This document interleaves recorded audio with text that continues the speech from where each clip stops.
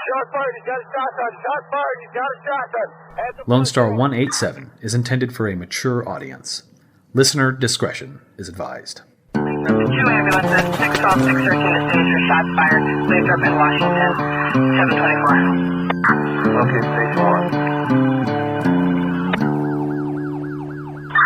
214's back up.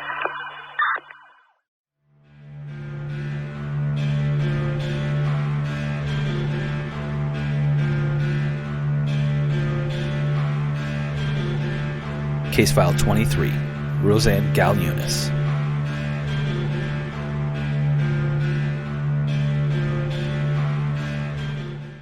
Welcome back. Welcome back, people. So we are picking up where we left off. Larry Ayler and his friend had gone to the farm and heading back, and they were being shot at. So that's right. Yeah. At this point, what are your thoughts on what the hell's going on? I think it's Larry Ayler's wife. Why do you think that? Because she seems really sketchy. They haven't interviewed her or talked to her. I think she's involved somehow. Okay. All right. Well, this is the conclusion, so we will find out. Okay. So back to where we left off, Larry is in the truck with his friend Dawn, and they are shot. So Dawn is yelling, let's get out of here, and they hear another gunshot through the door. And that's when Don is shot. He's shot in the elbow. So Larry floors it, heads towards the truck that they had seen earlier. It was parked on the bridge. He's like, I don't care if anybody comes out of that truck, I'm running them over. And he passes the truck. And as they pass, they realize that's the truck that they had seen earlier. That was parked. No, that. So you know how whenever they were sitting in the loft they saw of the barn, truck parked. No, they saw it came down the road. Okay. And they came around and then left. And Okay. they thought that was her, but it wasn't.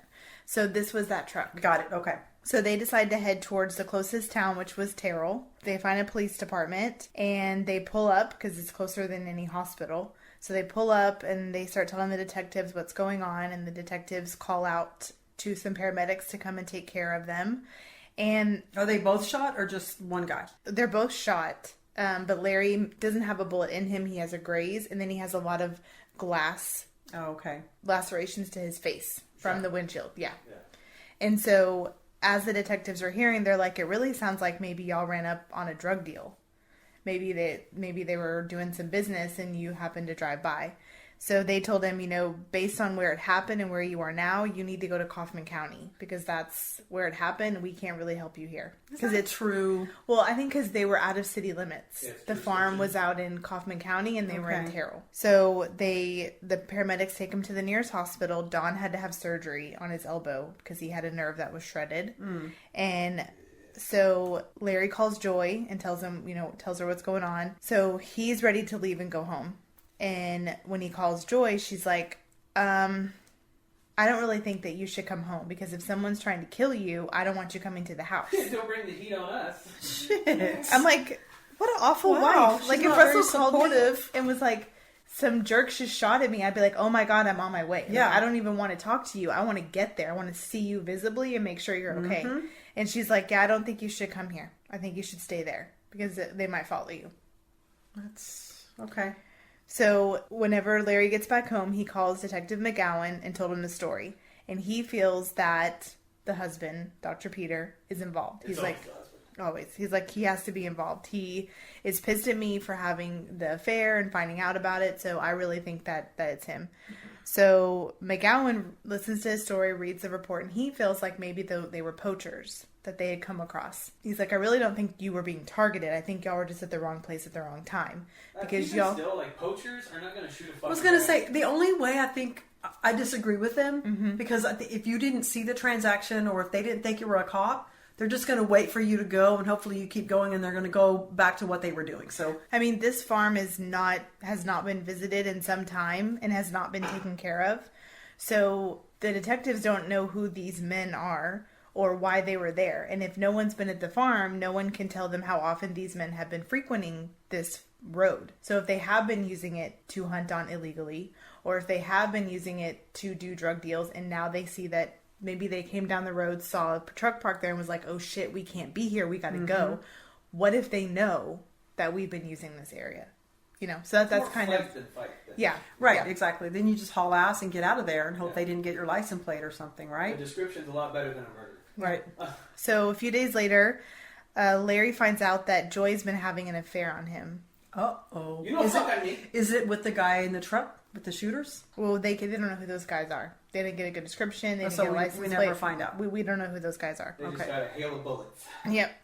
Larry comes home and he tries. Oh, that's why she didn't want him to come home, because her boyfriend was there. Probably. Had nothing to do with Yep. bringing the heat. Yep. Oh, she was getting... no, you're getting shot. I'm trying to eat out here. Oh, my God. She was bringing the heat in the apartment. So apparently he had come home and was going to make a phone call and he hit redial by accident, and it redialed Levi's Plumbing, and he's like, "Why is my wife calling Levi's Plumbing? Something about empty I'm Is a the shitter was contractor. full? I'm a construction worker. I own a business. I can fix anything. Why is she calling them?" So he got the address to Levi's Plumbing and he drove there, and as he arrived, he saw his wife's red Porsche.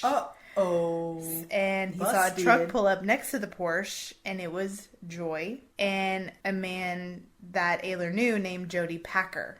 Well, Yes. now remember, he was having an affair too. Correct. I mean, So I'm not saying it's right or wrong, but maybe it's karma coming back to get him. So I can't be pissed at Joy. No. You know?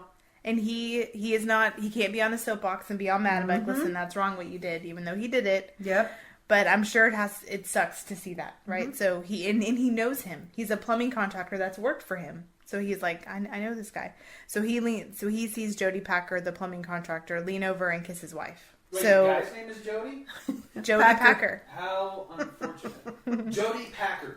Yeah. And he's a Holy plumber. fucking shit. And he's a plumber.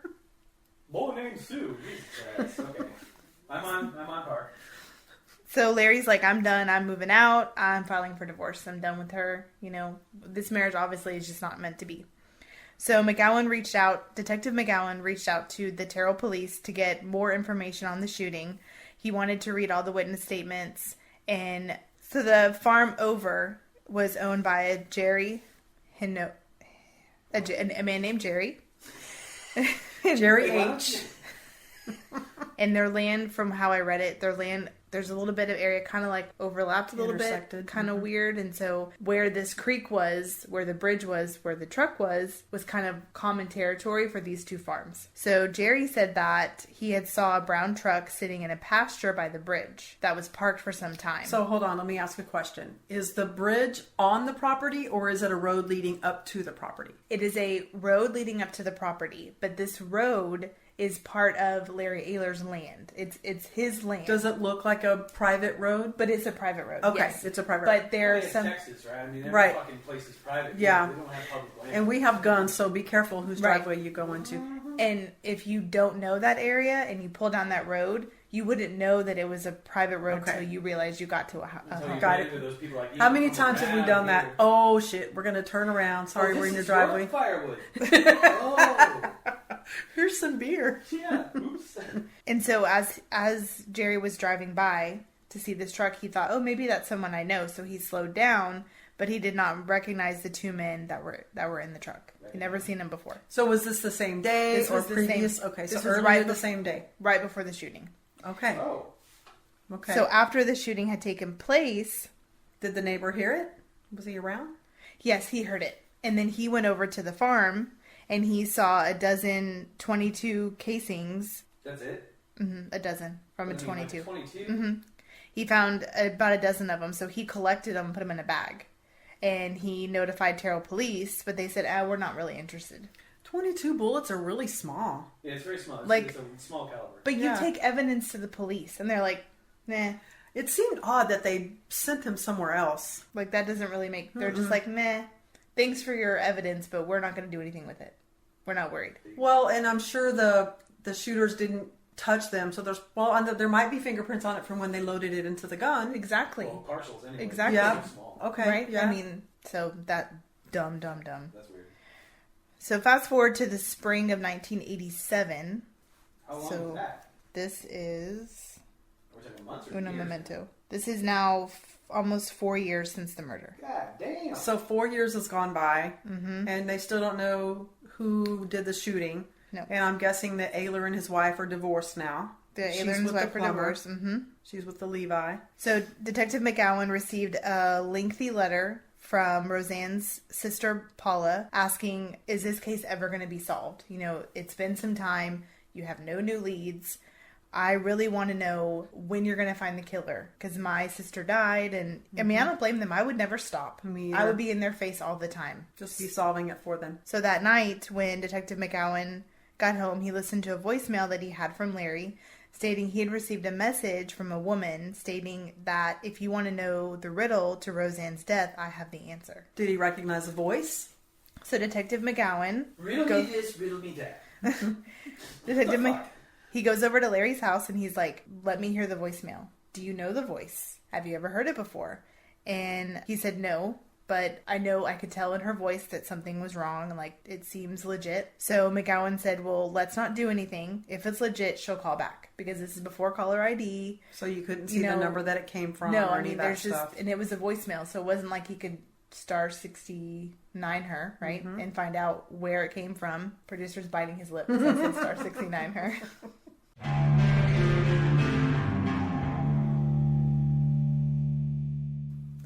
So 9 months go by. So now we're in the April 24th of 1988. Larry Ayler gets a call on his phone, and it was the voice he heard 9 months previous. And she said she was scared that the same guy that killed Rozanne was going to kill her, and his name was Bill Garland. And the woman stated that she'd be calling back later in the evening to be by his phone. So Larry's like, no problem. So he hangs up and he calls Detective McGowan. He's like, come to my house, sit with me here until she calls me back. And I have his name. Yes. And so he's like, you know what? Whenever she calls back, tell her to give me a call because I want to talk to her directly. And when I read that, I was kind of like, That seems a little she's not going to talk to you. dismissive. Like, why don't you go Clearly over she there doesn't want to. and just wait with him? Like, what's the harm in that? I mean, it's been this long. Why can't you just go sit with the man until she calls? So a few days go by because she doesn't call that evening. A few days go by.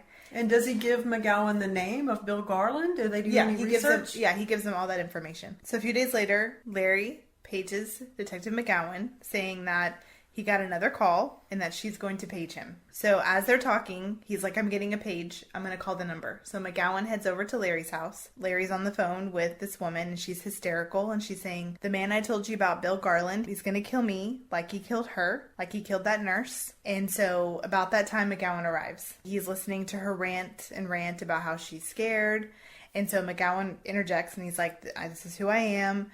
And I can help you if you don't come and sit and talk to me. Let's meet at a restaurant at midnight. And It's like, I'll... what the fuck, though? What the fuck? You know, what's with the cloak and dagger? Why can't Yeah, you just, why you're can't- calling some rando talking about like, who's going to kill me? I'm going to the police. She's talking to the police. No, but she keeps calling Ayler. Why doesn't she actually go to the police, is what Russell's saying. You'll find out. Put me in prison. Put me in fucking solitary until this gets figured out. Wait, is McGowan involved? I don't know. We'll see. Okay. So McGowan arrives at the restaurant that they're going to meet at midnight. Shortly after he gets there, a Mercedes pulls up asking for McGowan. He's like, that's me. She said, hello, my name is Carol Garland. And asked, do you know who I am? He said, no. And do you want to guess who she is? Carol Garland. One of the... Oh, is her husband one of the guys in the truck? No. She's one of the construction workers' wives. No. She She's is her sister. Joy Ayler's sister. Boom! Nice. I did not see that. So she says, I'm Joy Ayler's sister, and she is the person you're after. Joy is the one who planned the murder of the I nurse. told you. Yes. Bum, bum, bum. I was right. So he asked Carol, but did you catch her last name? Garland. And she's saying Bill Garland is So trying it's to her kill husband or her So- brother. So he asked Carol to so they're talking, right? And he's like, I want you to come down to the station. I want to get a witness statement. I want to get everything on camera. I want to get everything recorded. And I want to do this the wrong way, right? Because this is what it is. I want to be able It's to going to solve be used this. as hard evidence, and we need it documented. And I want Is to this solve... just like a soft evidence, though? I mean, is that Yeah, like it's that- called circumstantial. Yeah. There's so many things. You got hard, soft, circumstantial. I just want to.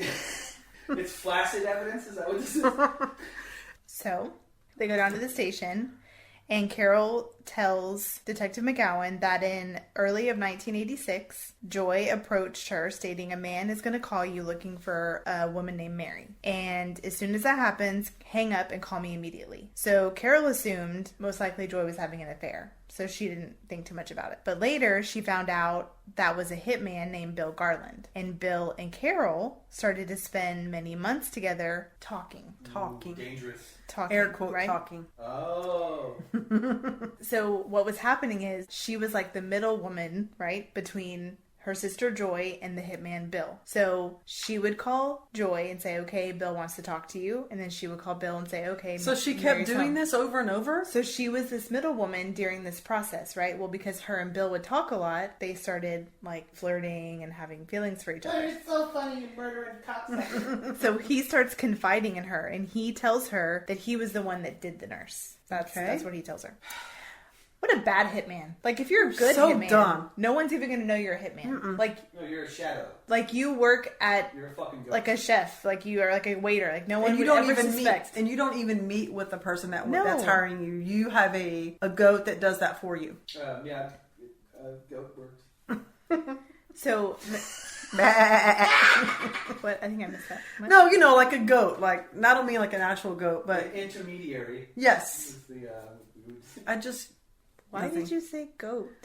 Because, like, it's kind of a word for you. That would be a mule. A mule, that's what I was thinking. It's my goat. This is my coat goat. No wonder it made no fucking sense to me. I'm like, where did goats You come were from? trying to move on too. You were like, oh, okay. Okay, that's not what I meant. Let's just keep rolling. I love you guys. So if Detective... you're a really good hitman, then you have a goat. No, that's a bad hitman. Good goats have mules. Good goats have mules. What the fuck is happening here? There's a breakdown. I've only had one beer. How is this possible? Anyway. So McGowan starts asking her, okay, well, can you give me some details of the crime? Because I want to make sure whatever he told you is true. So how were they able to get into the house? She said, oh, they pretended to be a utility man, and she let them in. And so she was standing up, and she was pacing. She was very scared. She kept looking out the window, opening the door to see if anybody was coming in. And she kept asking him, will you please protect me against Bill? Because he knew I was going to do this at some point. He knew I was getting scared, and I'm afraid that he's going to blackmail me. McGowan's like, please tell me, what would he blackmail you for, pray tell? So Carol started... I've been a goat for 3 months. He's the mule, I'm the goat. So Carol starts going into a story about how Bill needed money a couple months before. He was going to mess with Joy in a way that she would receive items or get phone calls about her involvement with Rozanne, so that she would be like, oh my God, somebody knows that I'm involved. So that she would go back to Bill and be like, hey, I need you to kill this person. I think this person and is. so he could get more money. Exactly. So he would keep killing these invisible people that weren't actually real. So he was like, okay, well, maybe what I'll do pretty is elaborate. Yeah, he's like, I'm gonna get a PO box, and I'm gonna Rozanne put her name on the outside, and I'm gonna send a letter to Joy that says, go to this PO box. I have a surprise for you. When she gets there, it's gonna have her name on it, and then inside is gonna have something else with a name, a fake name. It's a She's lot gonna of call work. me. Yeah, she's gonna call me, and I'll be like, give me $5,000. I'll knock them off, and then I'll stop sending letters, and she'll think, oh, good job, and that's $5,000 in my pocket. That's really dumb. And so as she's saying this, she said, well, and then Bill would also make it so that Joy would know that someone also found out that she was trying to get Larry killed. Oh, she was And trying Detective to get... McGowan's like, hold on a second. So... Did you say that Joy wanted her husband killed? And Carol's like, yeah. Anyways, and goes back to the story, and he's like, this is a lot of information I was not expecting. So Bill goes through the motions. He sends the letters. He starts antagonizing Joy, and she's so scared that someone knows about her involvement with Rozanne and her involvement with trying to get Larry killed, that she's just funneling him money constantly. Almost $25,000 she's given him in like 9 months. Wow. So his plan worked. Yes. So the last thing she got was a letter that said, can I borrow $25,000 from you? And I would love to see you and your son. Can they come visit me? Signed, Rozanne. And that letter was like the tipping point for Joy. So she called Carol and she's like, you have to do something with Bill. because I don't think he's actually getting rid of all these people. I'm very worried that I'm going to get found out and I can't go to jail. So Joy calls Bill and was really worried. So he says, okay, well, if you don't think I can do the job, why don't you call this guy named Carl I know? She calls Carl and he's like, I don't feel comfortable doing any of this, which Bill set up all along, right? Yeah. He's like, okay, well, I'll refer you to this guy, Carl. And he told Carl, if this girl Mary calls, blow it off. Anything she asks you to do, say you're not going to do that. Because he wants her to think he's the only one that can handle her business so that she's like indebted to him. This goes on for some time. They go back and forth. So long story short, long past that point. they basically they're going against each other. Okay. So Carol said that Bill forced her to marry him so that he could not ever testify against him or turn him in for all the things that he had done, which is why her name is Carol Garland. So she did marry him. Okay. So at this point, McGowan writes up everything that Carol's told him. So basically, Carol's married to Bill. Bill's been lying about these people to Joy, but apparently he's the one that killed Rozanne for Joy and attempted to kill Larry, or had the works in place for Larry to also be killed. So McGowan takes all this information to the captain and breaks down her testimony and tries to verify the insurance. No. I'm working. You went to work. You went to work while you were talking. To break down her testimony and verify all the information was correct. So they call her and say, we need you to come back in for a second interview. She says, I'm scared to come in because Bill is going to know that I'm there. Because I've been gone a lot and he watches my every move. He'll know I'm too scared. And Joy's been on him about how she gave him a lot of money to get rid of her husband, and they've made multiple attempts and he's still alive. She wants her money back, or she wants the job done. But Bill, I'm stuck in the middle. I want out and I'm afraid to go back to you. So she hangs up the phone. She just shows up at the police station. And so McGowan's like, I need to know how exactly you met Bill. I need to know where this started. I need to know how he developed his character with you, because that will tell me where he's been and who else he may know. Carol explains to him that Joy had told her about the whole thing about if you get a call to call Mary, call me. You know, that's how it started. So Joy had asked Carol to drop off an envelope. So she gave her the envelope and she left, and the envelope had $3,000 in it. Whenever Carol arrived to her house, her phone rang, and it was Bill. Of course, she didn't know who Bill was at this point. She had only made 1 or 2 calls in the beginning. He started to describe her clothing, and he's like, I saw you go into this apartment. I know who you are. I saw you with money. So she gets really scared. And that is creepy. So the calls start coming more frequently. She said that the calls went on for months, and she started to become used to them in a way. Like, he liked that she got scared, so she would kind of let him know she was scared, but then sometimes she would pretend she was more scared because it like turned him on, and it was very weird. Very masochistic. Yeah. So she said he kind of forced his way into her life, forced her to marry him so that, you know, she couldn't talk against him. And then after marriage, he told her every single crime he had ever done while sitting with her on the bed at gunpoint. Because he told her, I want you to know everything I did. He's like the fucking bad guy from James Bond. Like, I No want shit, you to do it man. now, but first I'll tell you everything. And one interesting thing is he said that he had killed another nurse previous to Rozanne, and he had shot her and killed her and threw the gun and her in Lake Lavon. What? I knew there was Yeah. some bodies in that motherfucking Yeah. lake. I drive by and I'm like, Damn. a lot of problems get solved in that swamp. Oh, swam in there.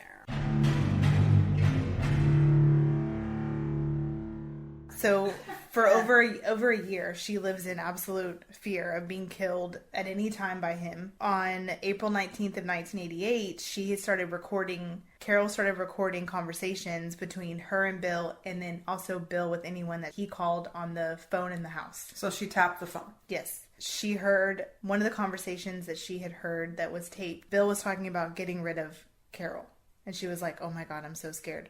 She confronted him, and there was a struggle, and she tried to call 911, and he pulled the phone out of the wall. So a policeman arrived and arrested him, which led us to how she was able to even come forward. That's why there was such a long gap between the first call. She waited for him. He went to jail, and then she felt safe. Yes, so going that's and why talking to them. Exactly. So it took all this time for her. That's why it took so long for her to come forward. So they said, okay, well, we want you to call Joy, and we want you to talk to her and see if maybe she'll come clean about some of this stuff. Carol called Joy. She's like, oh, I'm really busy. I'll call you back later. But she never called her back. Carol calls her again and says, hey, can we have dinner? Can we meet up? She's like, okay, that's fine. They meet up at a diner and they start talking. And of course, they tried to bug the diner. And they put one like on a salt shaker. It's just some Barney Fife shit. Seriously, they bugged this place awful. She's eating with her. The detectives are in, the van outside, right? And they hear like,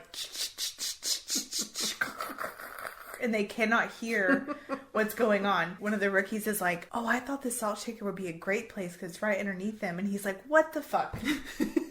You seriously put it on a salt shaker?" He's like, "Well, I put the other one on the ketchup bottle." And so you hear like a guy like clink, clink, clink, clink, clink, clink, clink, like trying to get, it was awful. So that is some Barney Fife shit. at some point during the conversation, Joy starts to feel like, why did Carol bring me to a public place and ask me these questions that she's never felt okay to ask me? Why are we in a public place? And why is she asking me these questions now?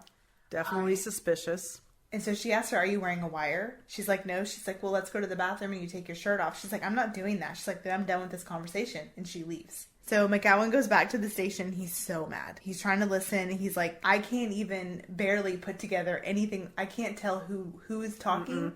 And then, even better, they put more bugs on tables that they weren't even sitting at. So Because they weren't sure where they were going to sit, right? Well, yes, but they had told the waiter and the waitress, when this woman comes in, put her as far away as possible, and they put more mics over in this booth, which is where she sat. But there were other booths they put mics at too. So the problem is they have all these recordings, and they're trying to distinguish who is Joy and Carol and who is a stranger.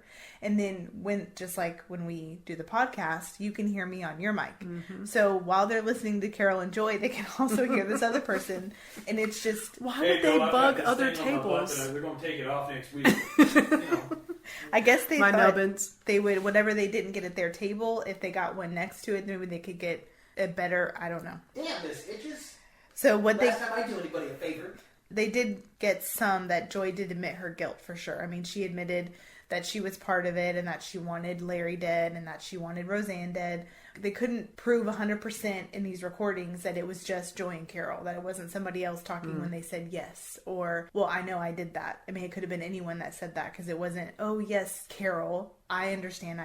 There was no proof that it was her. So McGowan is 100% sure that Joy was the mastermind in Rozanne's death and attempted Larry's death, the shooting at the farm. So, yep. Cool. I figured that. So after doing some research on Bill Garland, McGowan finds two names, Carl Noska, which is the Carl that he had referred to, and a Morgan Holmes, who were men that had passed in assaults, battery, possessions charges, that they could possibly maybe have done the dirty work for Bill or maybe done previous jobs for Bill. They were guys with rap sheets. Yes. Yep. So meantime, while they're looking into these other men, they have Carol in protective custody, and they're constantly moving her around hotels because they do not want their one shining witness and person that has led him here to be killed by this Bill Garland. So she's staying somewhere for 2 or 3 days and she's moving. Well, it doesn't sound like he's a very smart hitman, so she's No. probably fairly safe. So in May of 1988, which is 5 years after the murder,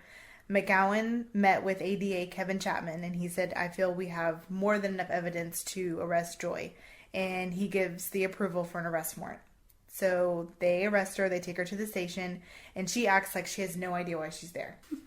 She's like, "Did I not pay a parking ticket? Am I behind on my taxes? Why am I here?" They tell her what they've heard, and they play some of the tapes. And she's like, "I don't know Bill Garland. I don't know anything about that." Bitch, it's going to be on your phone records. Then they play the conversation, or they play the tape of Carol saying that Joy's involved and she loses her shit. And I was thinking, how would I feel? Like, how would you feel if, like, you confided in me that you were going to kill your husband or have your husband killed and his previous mistress, and then I go to the cops and you think you're scot-free because you're like, I only told my sister who I could trust my life with. And then you're sitting there in the police station and my voice is there and I'm I like, would be pissed. Kerri totally said she was going to kill Someone. What's his name? Doofus McGillicuddy. What's the guy you like? Jake Momoa? Jason Momoa? No, Yeah. don't kill him. I would be pissed and hurt. Right? Perhaps a little murderous. Yeah, I wouldn't want to kill you, but I would be very pissed off. Right. I don't blame you. I'd be pissed too. So Because she's also involved. Whether she allowed it. If you came to me and said, you're going to take this phone call, I'd be like, well, why am I married? Who's calling? I would be asking you so many questions and probably try to talk you out of it. I would want to know what's going on. Why the secrecy? Why can't you just get a burner phone? Or why does that have to be me? Why are you choosing me? I mean, I think that's a really shitty thing to do to your sister. Yeah, You're putting her in the middle without even giving her all the information. But Carol let it happen. But I would still be pissed. Joy says, well, my sister's crazy. She made all that up. She asked, how can I get out of here? What will allow me to leave? And they're like, well, you have to get a bondsman or an attorney. She's like, okay, can you bring me a phone book so I can do that? Oh my God, she's one of those. Yep. So McGowan explained that we need a statement that will either show that you're innocent or that you're guilty, but we can't just let you leave. They don't. They don't need anything. No, but they want something, Because right? you'd be like, hey, listen, fuck off. Give me my phone call. See you later. Mm-hmm. And they're like, there was an arrest warrant. So we had to go take you and put you behind bars. You can't just leave. And she's like, so like I have to stay here? They're like, that's what it means to be arrested. Okay. You had a warrant for your arrest with the involvement of Rozanne's murder and the attempted murder of your ex-husband. You don't get to go home. She's like, I really don't understand. Like, what did I do? Oh my God. What's going on? So they go through all the charges that are against her. If she's found guilty, then she gets for the rest of her life for murder. She's like, oh, can I have a lawyer? Like, I get it now. Ding. Oh, okay. Yeah, I need my lawyer. So she calls a lawyer. Did they bring her the phone book? They did. They say, well, it's going to be a $6,000 Retainer fee. thank you. And she's like, ugh, I don't want to pay that. And they're like, well, you don't have a choice. She's like, okay, I'll just write them the check. And then when I get out, I'll just stop payment because they don't deserve my money. Okay. Like, that's really not how it works, but okay. So as she's sitting there getting out her pocketbook waiting for her lawyer. Her pocketbook. She starts talking about how Rozanne single-handedly ruined her life. And she said, Larry bought her a mink coat. And while he bought that bitch mink coats and walked around the town looking all great, I got $20 a week. The wife. But the mistress gets a mink coat. Oh, and that shit. One time she was at the mall, Richardson Square Mall. She saw Larry out with Rozanne, and Rozanne was wearing a mink coat. And she said, and that's when I decided that I would call somebody to kill her. Because not only was she messing with my husband, but she was taking the money that I deserved as his wife. Scorned. So they keep trying to get more information from her. She And doesn't she's realize that she should just shut the fuck up. No. Well, wait till you hear this, okay? Oh, my God. So she's like, I would really like to tell y'all everything, but I'm really uncomfortable. So if you just let me go home and have a sandwich and put on my comfortable clothes. I just need my Starbucks and some sweatpants, and I can tell you everything. We can sit around my coffee table, have some coffee, and I'll tell you everything. Then I'll be in Mexico getting a fucking donkey show. And they're like, yeah. It doesn't work that way, you stupid. Let's go see if we can do that. Because we respect you, and we feel like you're an honest woman. So let's go see if we can get that done. So they go and ask, hey, can we just let her go? And we'll just go over there later. She'll let us in and we'll just talk about it and she'll tell us what happened. Holy fucking Are you And kidding so me? While they go do that, they go back in while they're waiting for their answer. And she says, I can't believe that Carol came to you guys because she was going to get $50,000 of Larry's life insurance. That was part of the deal. She was going to get a portion of Larry's. But Carol is not as money hungry as Joy is, clearly. But it doesn't matter. Carol was going to get a portion of Larry's life insurance for her involvement. fucking hush money. Right? Joy's lawyer arrives, and they made the detectives leave. Yeah, he's like, hey, listen, shut the fuck up. Yeah, Son of a bitch. what the fuck have you said?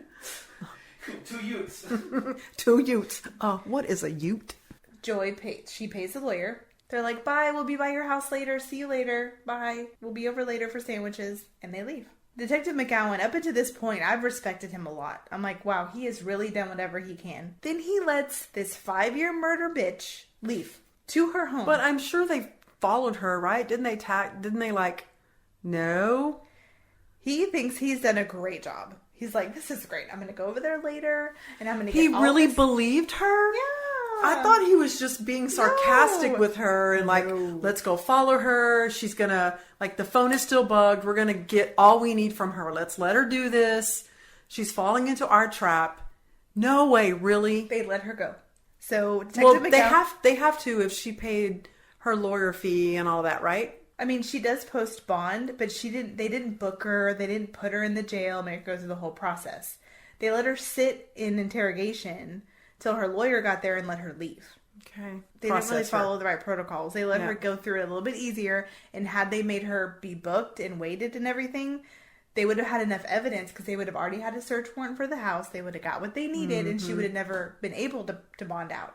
Or go home and clean up the evidence. Exactly.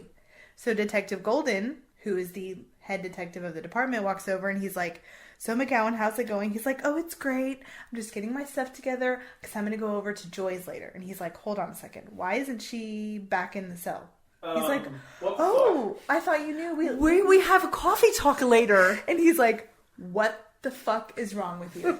So he's like, APB, follow her to her house. Don't let her in the house. If she gets in the house before you get there, don't let her touch anything. And he's like, what'd I do? Oh my God. How long has this guy been a detective? I don't even know. Why are you so mad at me, Bob?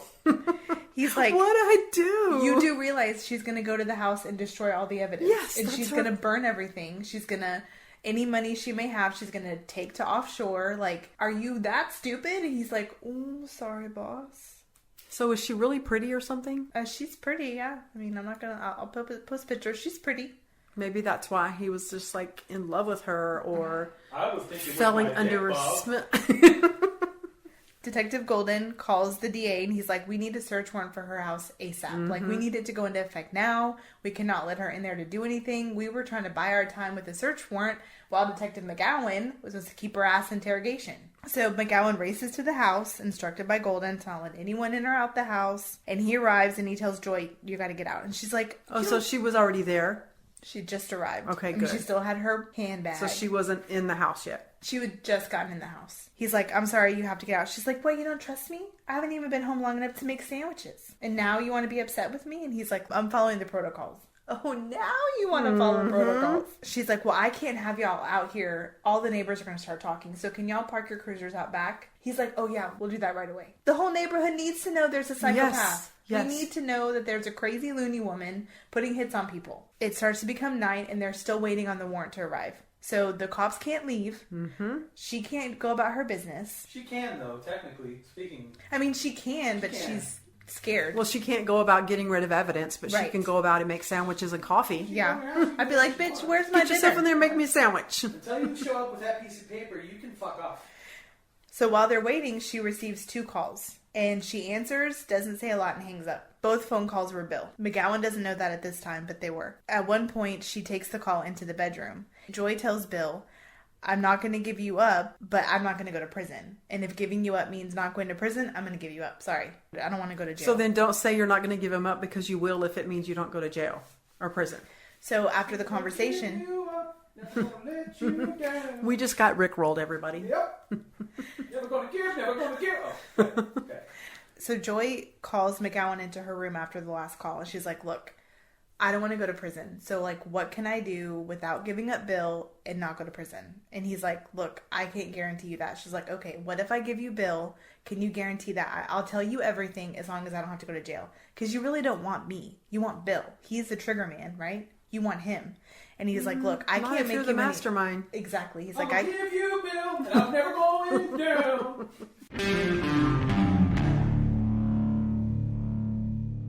He's like, I can't guarantee anything. That's up to the DA. I can't make that choice. So now he's actually trying to be a good detective again. Is this guy like bipolar or something? They waited at the home till almost midnight, and still no search warrant has arrived. Joy allowed the plainclothes officers to stay, and she felt safe. At this point, now she's glad they're there because Bill knows that the police are at her house. They can't let her destroy anything until the search warrant gets there, so they have to keep eyes on her. So they got very lucky because they were trying to figure out how we're going to get Bill because he's tipped off now.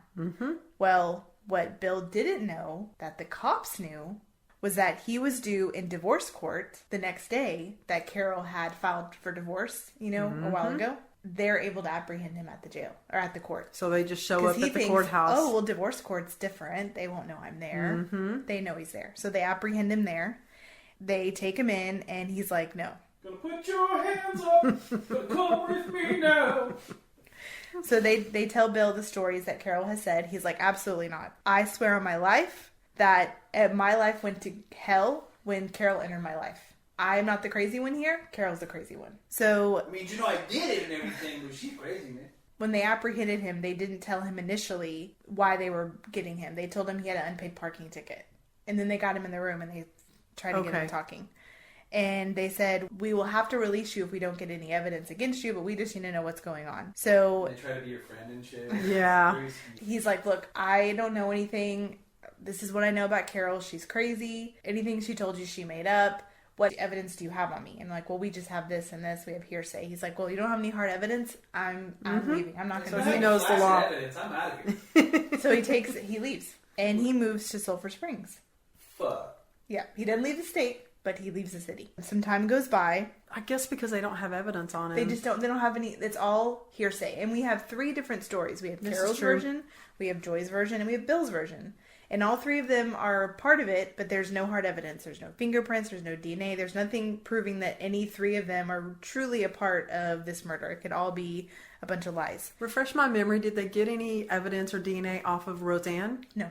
Or not even the pantyhose or anything? Nope. Nothing? Okay.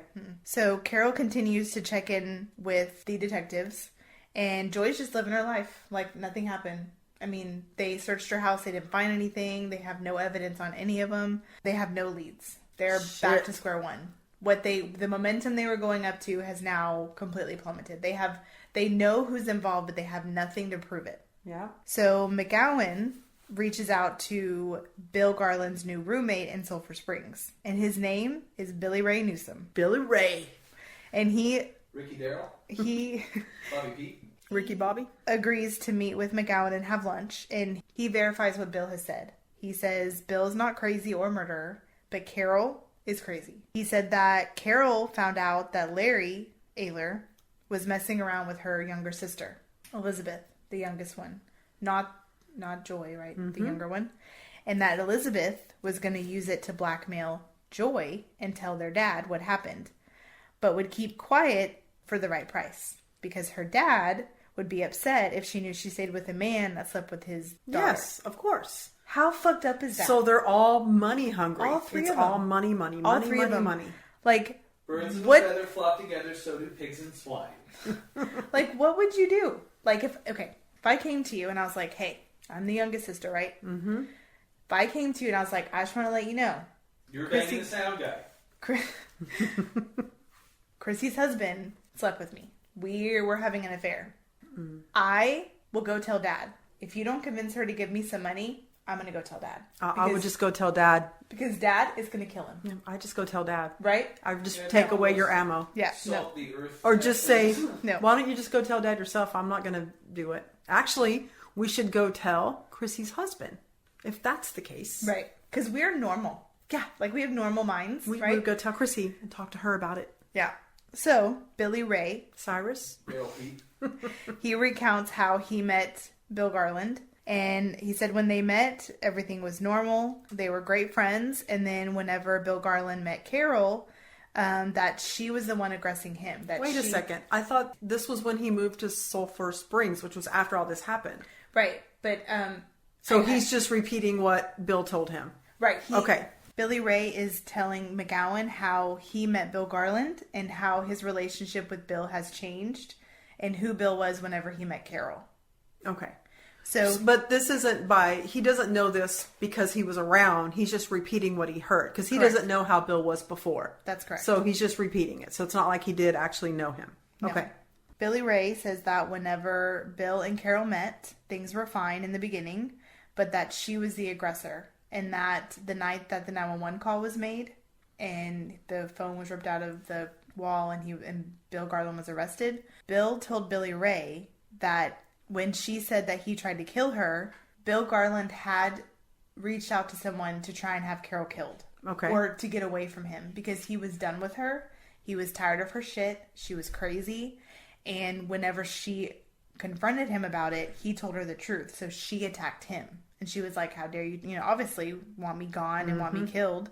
He said everything that she said about herself was a lie. That Bill Garland never met her family. And so McGowan became angry and he's like, I think you're lying to me because this contradicts everything that I have. He said, I know that Bill called Joy that night that he was arrested. I don't think you're telling me the truth. I think that you're just BSing me. Well, he didn't want to believe. He sees Carol as this really frail victim, and he doesn't want to see it any other way. Right. But we know that if Joy is crazy and Elizabeth is crazy, then Carol's got to be crazy too. Yes. With this information, in July, which was 2 months later, McGowan reaches out to Bill Garland and he's like, look, let's just have a sit down. Let's just talk through this. I have some evidence I want to show you. If you're innocent, you will come and you will listen and you will prove your point. He's like, fine. He goes in, they meet. Bill tells McGowan again how it's all Carol. She's the aggressor. And so McGowan takes a chance and he's like, I'm going to pretend like the bad cop, which I haven't done. So he talks to him the way he talked to Billy Ray because he saw Billy Ray kind of taken aback by how he reacted. So he tells him, you're lying. I know what you did. We have evidence on you. You need to just come clean. Well, it worked. So Bill bows his head and he's like, you're right.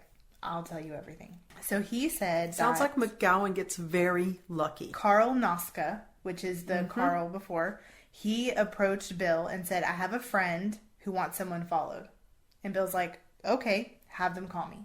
So a few days later, he heard from a woman named Mary stating she wanted someone taken care of. He told her he would look into it. It would cost $5,000, half up front and half on the day. $5,000 is how much a life is. $5,000. So 2 days later, Carl arrived at work with $2,500 in an envelope. He passed it along to Bill Garland, who he gave it to a friend named Brian, who is in the business of killing people. Okay. And a week later, Brian calls Bill and says, job is done. So he notified Carl and Mary. And Mary calls. He says, just want to let you know it's taken care of. He gave Mary his P.O. box to get the rest of the money. And the next day, Carl arrives with the envelope with the other $2,500, stating, I kept $500 for me because he was the go-between. Yeah. And he gave the rest $2,000 to Brian, and she also sent him another $500 the next week with a thank you note. So this was Like for a tip. Roseanne's death, right? This was, yes. Okay. This was for Roseanne's death. So Brian is the one that killed Roseanne. Well, we don't know if it's Brian. This is what he's saying. He's saying that he said he was taken care of. So whether it was him or someone else, we don't know. So early the next year, Bill heard from her again, saying she wanted someone in Dallas off and had 5 more people after that. And Bill said, okay, but the price is $10,000. She's like, no problem. I got it. No problem. So 2 days later, he received $5,000 by mail. And he started working with her directly and cut Carl out because he wanted to keep the profit. And in the envelope was a picture of Larry Ayler and all the list of places that he would frequent. And so he went back to Brian, the previous guy. 2 weeks go by and he contacted Brian. He didn't hear from him. And Brian's like, the guy that I was going to have do it, he was killed by the police in Houston. And I used the $2,500 you gave me to find him, so I don't have your money, and the job's not done. And what are you going to do? Go to the cops? He's like, what the oh my God. So when Mary called Bill explained the situation, and she was like, man, it's all right. Just forget about it. Just forget about the whole thing. Don't worry about it. I don't want money back. Let's just call it even. my mind. Let's just pretend like it didn't happen. Forget about it. So he doesn't hear from Mary for some months. And then she called back and said, actually, I do. He contacts his person back, and some weeks go by. She calls and she's like, the job's still not done. He's still around. What's going on? The last time that Mary had called, he had tried to reach out to Brian to find out what was going on with the situation. And Brian's like, oh, I didn't have time. I contacted these 2 brothers to go out and do the job, but they were drunk and they only took 122.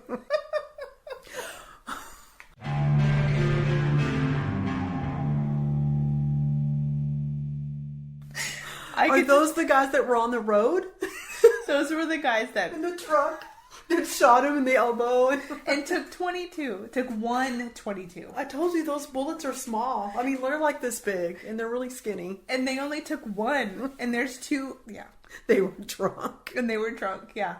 That's hilarious. That doesn't say nothing about Texas at all. No shit.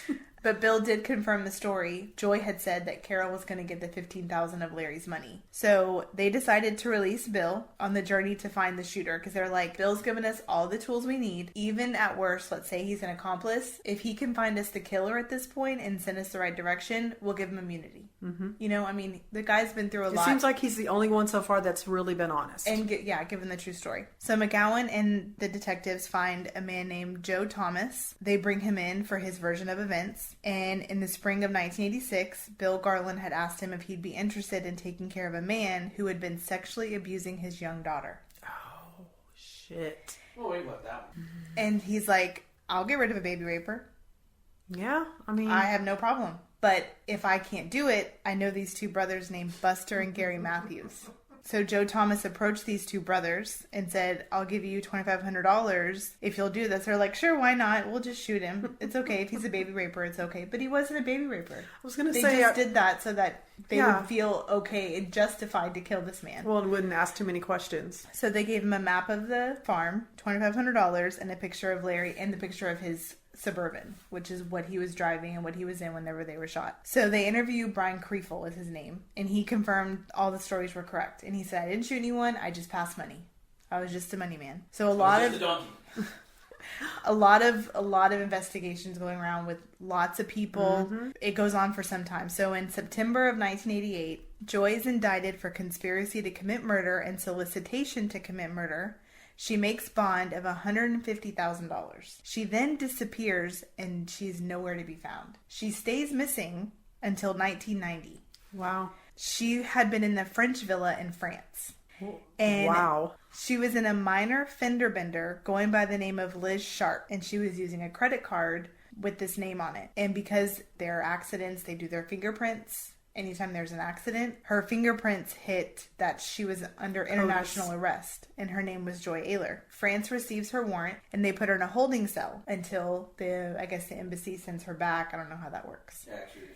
Mm-hmm. So while she's in there, she finds a 1-inch razor blade. She slashes both of her wrists because France is not for the death penalty, and they would not allow an extradition as long as a death penalty was on. So she would have just stayed in jail in France. So she knew France was not going to make her leave because France is on a group of death penalty, and they'll say, no, she can't, we're not sending her back. You'll just she didn't kill want her. She didn't want to die in prison because she's still young. So she thought, well, if I'm going to die, I'm going to die here. I'm not going to go to America and die there. I'm dying on my own terms. Exactly. Take me back to Queens and kill me. Yeah. So in order for them to agree, because she survives the slashing. Well, I was going to say she probably didn't do it right. No. Yeah, you slice up the arm, goddammit, if you want to do it right. So get this. Dallas has to drop the death penalty in order for them to agree to send her back. You know we're just going to pick it back up when she gets here. I know, but how fucked up is that? Like, if this is our rules, then France should be like, it doesn't matter what you think. It doesn't matter how you feel. But France is like that. They're like... That's fucked up. Gay. Okay, we won't kill her. Just send her back. Why should we have to change our rule for you to follow our rules? Well, we should have just left her ass there. At least she's in jail. She's not going anywhere. Yeah. So she's flown back to Dallas for murder. And her trial started August of 1994. And we reinstated the death penalty the very next day, right? No. we had to leave it off the table. We couldn't. Was an agreement. Yeah, we can't put it back on. Okay. So she is found guilty with a life sentence of 30 years and 15 years probation. A life sentence of 30 years? A life sentence plus 30 years. Oh, okay.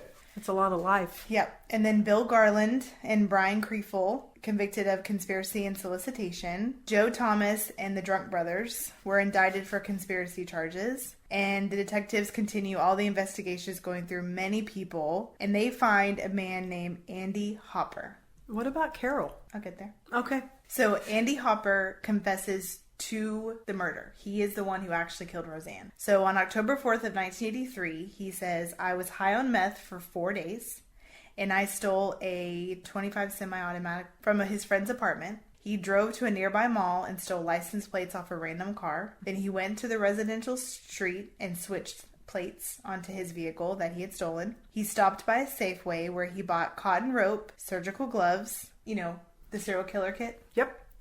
Then he stopped at a florist and bought some potted plants. He rang the doorbell and said he was a flower delivery man and that he had these flowers for her.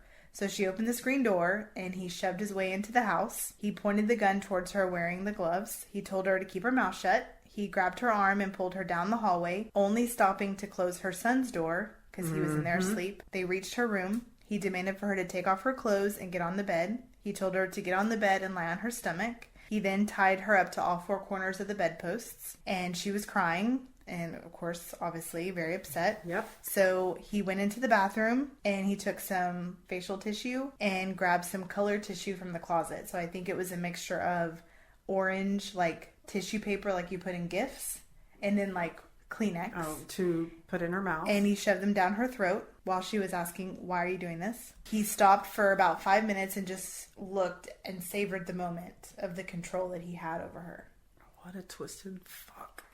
He got on top of the bed, standing over her. He was fondling her and touching her, penetrated her a few times, then ejaculated in his hand, then went into the bathroom and washed himself and his hands off, only to return and do it a few more times. He took a belt off of a dress that she had in her closet, placed it around her neck, and began choking her. That's when she started to really fight back and started thrashing around, and she broke free from her left hand, and the belt started to slip off, and she had started to gain control. So he grabbed a pair of pantyhose, wrapped it around her, started to choke her, and then grabbed his gun from the nightstand, put a pillow against her head, and shot her twice. When she went limp, he ran from the house, of course leaving the child where he was, thank God. He ran and got into the car. The police believe at this point her body began to convulse, which is why the pillow fell off of her and she was hanging off the bed, and she vomited the tissue that was in her throat, which is why they saw that on the ground. And then he drove the car to a nearby car wash, tossed the gloves and removed the stolen plates, threw them away and replaced them back to his own plates. Then he went into the glove compartment and found the directions and photo Brian had given him to make sure it was the right person. He did that after? Yeah. What if it had been the wrong person? Gosh. He tore him into small pieces. My mind. And then he put him out the window as he drove by. Then he took the gun back to his friend's apartment. Like, that friend that he took the gun from had no idea that he took it and used it to kill someone. Yeah. So after he gave his confession to Detective McGowan was like, can you hold for a second? And he went back to the photos from the crime scene, and he's like, the fucking plants. The plants were sitting right next to the door. Like, when you walked in, they were broken right there. And they just assumed that they were her plants and they had been knocked over in the commotion. They never thought. And he's like, if they'd gone to the nearest nursery or florist, they would have had on camera this man buying those flowers. And his fingerprints were probably on there because he probably didn't have the gloves on yet. Exactly. So he goes to trial and he is found guilty of capital murder. And the motherfucker was killed in 2005 by lethal injection. Good. And that's all I have. That is crazy. All that crazy shit. That shit happened like where we live. The scariest part for me when I was reading it was thinking there was at least 18 to 20 men that were involved in finding a person to kill this woman and going back and forth for money. And, like, who is at work and they're like, hey, Russ, you know anyone that wants to knock off a baby killer? Like, who has that conversation? How much you gonna give me? Like, who has that conversation, you know? I don't know. I don't. I can tell you that. And then you'd be like, nah, I'm sorry, I don't. But I do know someone who does. I can honestly say I don't know anyone. I don't either. Or if I do know that person, I don't know it. And I don't know it, right? Yeah. But if someone came to me and asked me if I knew someone that messed with babies, I would say, no, what's this person's name? Because then I would go find him and I would beat the shit out of him and then I would call the cops. I wouldn't kill him, but I would want proof that he's actually messing with kids or babies. But I would definitely do something. Yeah, I would be proactive. Yeah. But I wouldn't go hire somebody to kill him. And the sad thing is this woman, yes, she was having an affair, absolutely. And I did watch, there's a show called Something Mansions, and it's about wealthy people. Lifestyles of the rich and famous. Yes. It's like wealthy people that have been murdered, and this situation was on there. Deadly Mansions. Yes. Mm-hmm. And the reason why, because I was thinking, like, how did Joy have so much money? I was going to ask that too, but wasn't he owned his own business, right? Yeah, I mean, Larry Ayler had his own construction business, but apparently she also was a part of that, and she came from money and came from construction. So her family kind of helped Larry get where he got. It was kind of messed up. Like, not only did your husband have an affair, which is obviously awful, then you off his mistress just because you're jealous, not because you're thinking, oh my God, my husband doesn't love me. How can he? She's getting the shit that I should be getting. Exactly. And you don't even have the balls to do it yourself. You hire somebody, or you talk to somebody who talked to somebody who talked to, and it's like 15 levels deep, and you don't even know who did it. All you know is it's done. And it's done in such a... And how can you not be affected by how she was left? And what about her son? How does it say like where he is today, and how is he doing? Is he... There's not much about him, but his dad, Dr. Peter, he had his own internal medicine business, and he practiced for many years. I think he said he passed away in 2015, but he practiced for a very long time. And his son, I think, is also a doctor now. Okay, good. But I think he kind of wanted to stay out of the media because I couldn't really find a lot on him. I would. That was a good one. Good job. Bye, y'all. Bye, y'all. Love you.